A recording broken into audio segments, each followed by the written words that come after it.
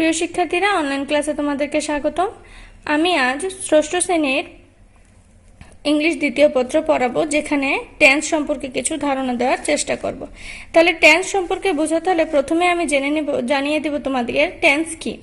Tense হচ্ছে কোনো কাজ সংঘটিত হওয়ার সময়কে টেন্স বলে। টেন্স তিন প্রকার: present tense, past tense, future tense. Present tense হচ্ছে কোনো কাজ বর্তমানে হয় বা হচ্ছে এরূপ বোঝালে প্রেজেন্ট টেন্স বলে। কোনো কাজ যদি বর্তমানে হয় বা হচ্ছে বোঝায় তাহলে হবে প্রেজেন্ট টেন্স। যেমন I am going to school, এখানে বর্তমান সময়কে নির্দেশ করাতে এখানে হয়েছে প্রেজেন্ট টেন্স। পাস্ট টেন্স কোনো কাজ অতীতে হয়েছিল বা হচ্ছিল এরূপ বোঝালে পাস্ট টেন্স হবে। যেমন I was going to school,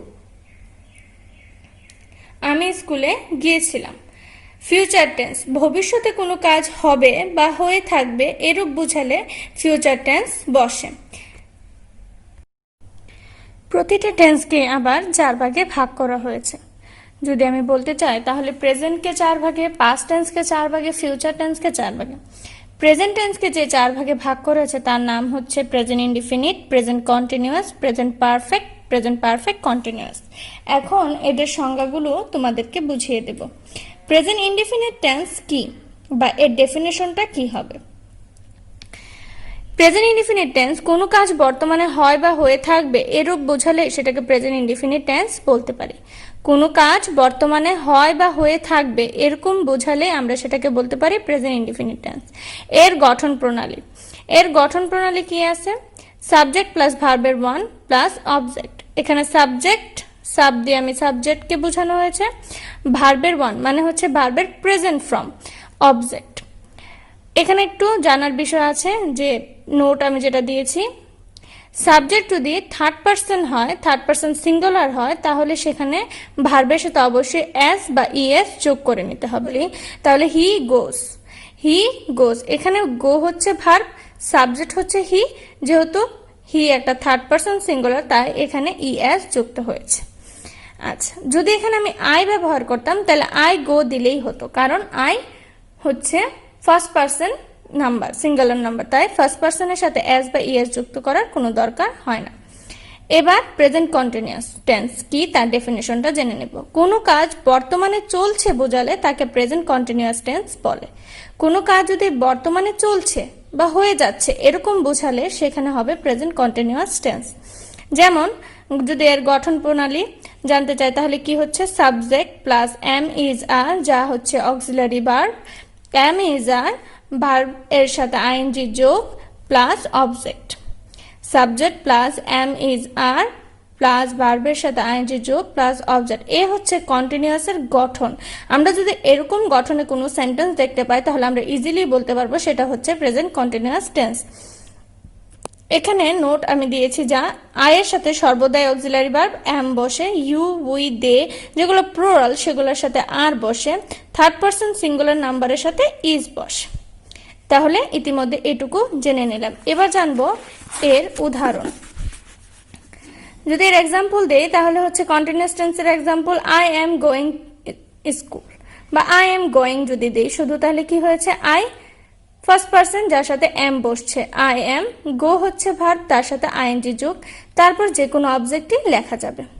you are going, তুমি যাচ্ছ, এখনো চলছে। তাহলে ইউ যেহেতু সেকেন্ড পারসন এবং প্লুরালও অনেক সময় বোঝায়, তাহলে সেখানে হবে আর। সেকেন্ড পারসন এবং প্লুরালের সাথে সাধারণত বসে আর। ইউ আর গোয়িং, তুমি যাচ্ছ। এবার জানবো প্রেজেন্ট পারফেক্ট টেন্সের ডেফিনেশন। কোনো কাজ এইমাত্রই শেষ হয়েছে কিন্তু তার ফল এখনো বর্তমান আছে এরূপ বোঝালে, এর কালকে বা এরূপ বোঝালে তাকে প্রেজেন্ট পারফেক্ট টেন্স বলতে পারি। যদি কোনো কাজ এইমাত্র শেষ হয়েছে কিন্তু তার ফল এখনো বর্তমান রয়েছে তাহলেই আমরা সেটাকে বলতে পারবো প্রেজেন্ট পারফেক্ট। যেমন যদি তার গঠন প্রণালীতে যাই, সাবজেক্ট প্লাস অক্সিলারি ভার্ব বসবে হ্যাভ, হ্যাজ। অক্সিলারি ভার্ব বসবে হ্যাভ এবং হ্যাজ, তারপর বসবে ভার্বের পাস্ট পার্টিসিপল, যেখানে আমি বি3 দিয়ে লিখেছি, মানে হচ্ছে ভার্বের past participle plus object. I have done the work, I have done the work, আমি কাজটি এইমাত্রই শেষ করেছি। তাহলে এখানে কি হয়েছে? সাবজেক্ট আই, তার সাথে হ্যাভ অক্সিলারি ভার্ব এবং ভার্ব ছিল ডু যার পাস্ট পার্টিসিপল হচ্ছে ডান দ্য ওয়ার্ক এইটুকু হচ্ছে object you have done the work you have done the work you যার সাথে বসছে হ্যাভ ডান ডু এর past participle done the sum he has done তার শেষ তাহলে হি হ্যাজ ডান এখানে হি থার্ড পারসন তাই তার সাথে বসছে পারফেক্ট কন্টিনিউয়াস টেন্সের ডেফিনেশনটা জানবো কোনো কাজ পূর্বেই আরম্ভ হয়ে এখনো চলছে এরকম বোঝালে তাকে প্রেজেন্ট পারফেক্ট কন্টিনিউয়াস টেন্স বলে এর গঠন অনুসারে একটু দেখে নিই I have been reading for 2 hours আমি 2 ঘন্টা যাবত পড়ছি পড়াটা শুরু হয়েছিল 2 ঘন্টা আগে কিন্তু এখনো পড়ছি I have been reading for 2 hours তাহলে এখানে কোনো একটি কাজ পূর্বেই শুরু হয়েছে কিন্তু তা এখনো চলছে তাই এটা হচ্ছে প্রেজেন্ট পারফেক্ট কন্টিনিউয়াস টেন্স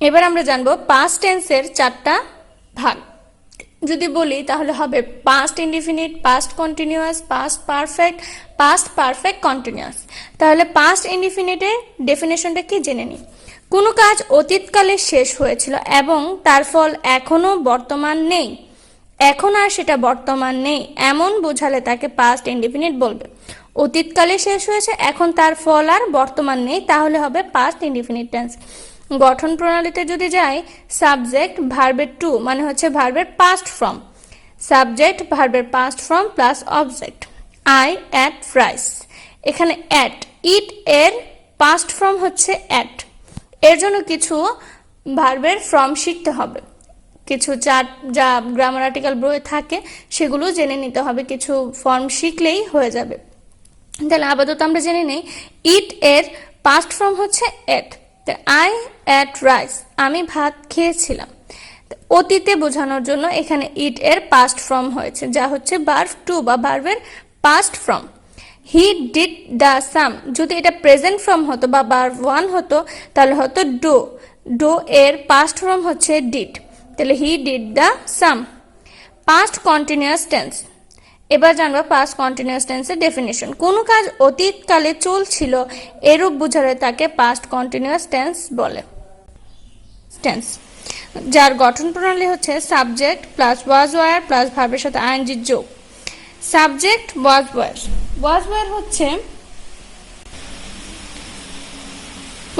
হচ্ছে অক্সিলারি ভার্ব প্লাস আইএনজি যোগ plus object I was reading the book এখানে আই হচ্ছে সাবজেক্ট ওয়াজ হচ্ছে অক্সিলারি ভার্ব এবং রিড মূল ভার্ব যার সাথে আইএনজি যোগ করা হয়েছে দ্য বুক হচ্ছে object you are reading the book তুমি বইটি পড়ছিলে the girl was singing a song মেয়েটি গান গাইছিল গান গাওয়া তার চলছিল এরকম বোঝানো হয়েছে তাই সেটা হয়েছে পাস্ট কন্টিনিউয়াস টেন্স এবার আমরা যাব পাস্ট পারফেক্ট টেন্সে পাস্ট পারফেক্ট টেন্সে যাওয়ার আগে সেখানে বলি অতীতকালে একটি কাজের পূর্বে অন্য একটি কাজ সংঘটিত হয়েছিল বা অন্য একটি কাজ হয়েছিল এরূপ বোঝালে তাকে বলবে পাস্ট পারফেক্ট টেন্স যার গঠন প্রণালী হচ্ছে সাবজেক্ট প্লাস হ্যাড প্লাস ভার্বের পাস্ট পার্টিসিপল প্লাস অবজেক্ট এখানে সাবজেক্ট প্লাস হ্যাড হচ্ছে অক্সিলারি ভার্বের ফ্রি মানে হচ্ছে ভার্বের past participle form plus object I had done the work I had done do এর past participle done the work we had reach the station before the train left আমরা স্টেশনে পৌঁছালাম ট্রেনটি ছাড়ার পূর্বে তাহলে ট্রেন ছাড়ার পূর্বে আমরা স্টেশনে পৌঁছালাম এখানে একটি কাজের পূর্বে অন্য একটি কাজ সংঘটিত হয়েছিল তাই সেটা হলো পাস্ট পারফেক্ট টেন্স আচ্ছা এবার আমরা জানবো পাস্ট পারফেক্ট কন্টিনিউয়াস টেন্সের গঠন কোনো একটি কাজ পূর্বে অন্য একটি কাজ অতীতে হয়েছিল কোনো একটি কাজের পূর্বে অন্য একটি কাজ অতীতে হচ্ছিল এরূপ বোঝালে তাকে পাস্ট পারফেক্ট টেন্স বলে এর গঠন হলো সাবজেক্ট প্লাস হ্যাড বিন ভার্বের সাথে আইএনজি যোগ প্লাস ফর বা before plus object subject plus had been ভার্বের সাথে আইএনজি যোগ প্লাস ফর বা বিফোর প্লাস অবজেক্ট এবার জেনে নিব এর উদাহরণ এবার ফিউচারের 4টি ভাগ সম্পর্কে জানবো, তাদের গঠন, তাদের সংজ্ঞা এবং উদাহরণ কেমন হয় সেই জিনিসগুলো জেনে নিব। এখানে আছে future indefinite, future continuous, future perfect continuous. যদি একটা জিনিস খেয়াল করি তাহলে কিন্তু বারবারই ইনডিফিনিট, কন্টিনিউয়াস, পারফেক্ট কন্টিনিউয়াস এই 4টা শব্দ থাকছে, শুধু সামনের শব্দগুলো পরিবর্তন হচ্ছে, সেগুলো হচ্ছে হয়তো প্রেজেন্ট, নয়তো পাস্ট, নয়তো ফিউচার। এবার আমরা দেখব ফিউচার ইনডিফিনিট। কোনো কাজ ভবিষ্যৎকালে সংঘটিত হবে এরূপ বোঝালে তাকে ফিউচার ইনডিফিনিট টেন্স বলে। কোনো কাজ ভবিষ্যৎকালে সংঘটিত হবে, ভবিষ্যতে কোনো কাজ হবে, তাহলে সেটা হবে ফিউচার ইনডিফিনিট টেন্স, যার প্রণালী হচ্ছে সাবজেক্ট শ্যাল বা উই, ভার্বের ওয়ান মানে হচ্ছে ভার্বের প্রেজেন্ট ফর্ম প্লাস অবজেক্ট। এখানে নোট করার যে জিনিসটা আছে বা খেয়াল করবে যে জিনিসটা, ফার্স্ট পার্সনের সাথে শেল বসবে, সেকেন্ড এবং থার্ড পার্সনের সাথে উইল বসবে। ফার্স্ট পার্সনের সাথে শেল বসবে, সেকেন্ড এবং থার্ড পার্সনের সাথে সবসময় উইল বসবে। এখানে আই হচ্ছে ফার্স্ট পার্সন, হি হচ্ছে থার্ড পার্সন, যা সাবজেক্ট রূপে বসছে। এবার দেখব ফিউচার কন্টিনিউয়াস। কোনো কাজ ভবিষ্যতে চলবে বা হতে থাকবে এরূপ বোঝালে ফিউচার কন্টিনিউয়াস টেন্স বলে। সাবজেক্ট, যার গঠন হচ্ছে subject plus shall be, will be, ভার্বের সাথে ING plus object. Subject shall be, will be, ভার্বের সাথে আইএনজি যোগ প্লাস অবজেক্ট।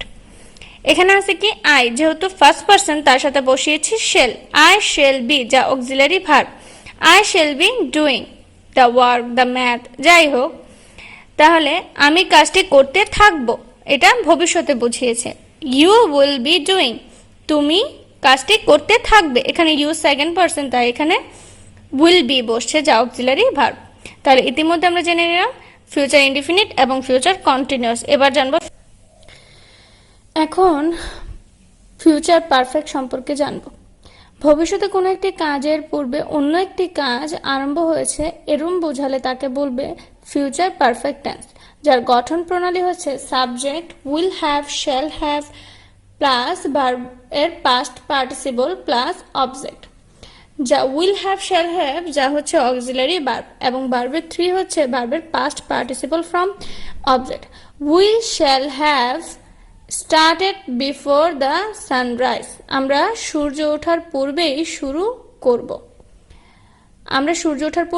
করব, তাহলে একটি কাজের পূর্বে আরেকটি কাজ শুরু হয়ে যাবে এরকম বোঝাচ্ছে, তাই সেটা হচ্ছে ফিউচার পারফেক্ট কন্টিনিউয়াস টেন্স। ভবিষ্যতে কোনো একটি কাজের পূর্বে আরেকটি কাজ হতে থাকবে বোঝালে তাকে ফিউচার পারফেক্ট কন্টিনিউয়াস টেন্স বলবে, যার গঠন হচ্ছে subject plus shall have been, will have been plus ভার্বের সাথে আইএনজি যোগ প্লাস ফর, বিফোর, সিন্স ইত্যাদি প্লাস অবজেক্ট। এখানে একটি কাজ দীর্ঘক্ষণ চলছে এরকম বোঝাবে বা ভবিষ্যতে চলবে, যেমন I shall have been reading for 2 hours, আমি 2 ঘন্টা যাবত পড়তে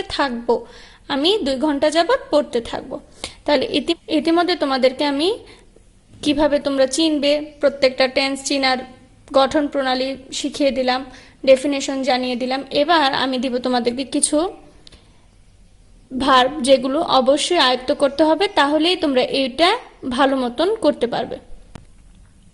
কতগুলো স্ট্রং ভার্ব এর প্রেজেন্ট পাস্ট পার্টিসিপল ফর্ম তোমাদেরকে দেখিয়ে দিচ্ছি, যা অবশ্যই শিখে নিতে হবে, তাহলেই তোমরা টেন্স যে কোনোভাবে দিলে করতে পারবে। কিন্তু যদি ভার্বের রূপগুলোই জানা না থাকে তাহলে সেটা করতে একটু কষ্ট হয়ে যায়, তো এটা শিখে নিতে হবে।